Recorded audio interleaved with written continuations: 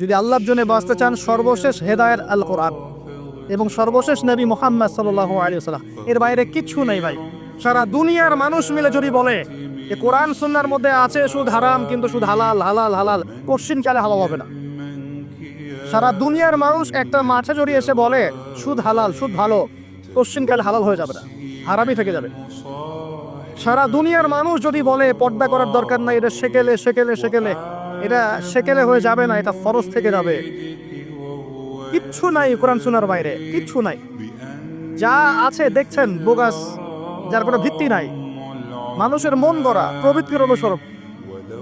এখন আপনি যখন কোরআন এবং সুন্নাহর কাছে আসতে চাইবেন, তখন কিন্তু আপনি চতুর্দিক থেকে বাধা পাবেন। এই পথ চলাটা এত সহজ হবে না। হ্যাঁ, কাদের জন্য সহজ হবে? যারা প্রোটেস্ট্যান্ট মুসলিম হবে। কি মুসলিম? প্রোটেস্ট্যান্ট মুসলিম। এটা কেমন?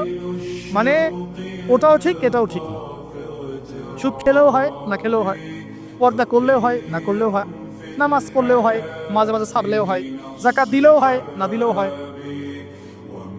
মডারেট প্রোটেস্ট্যান্ট মানে কোরআন সুন্নাহয় যা আছে এগুলো খুব কঠিন মনে হয়, মৌলবাদী মৌলবাদী মনে হয়, এগুলো মানলে তো এই যুগে চলা যায় না, এগুলো ওই যুগের জন্যে, এরকম ভার্সনে যারা চিন্তা করবে তাদেরকে কষ্ট পেতে হবে না।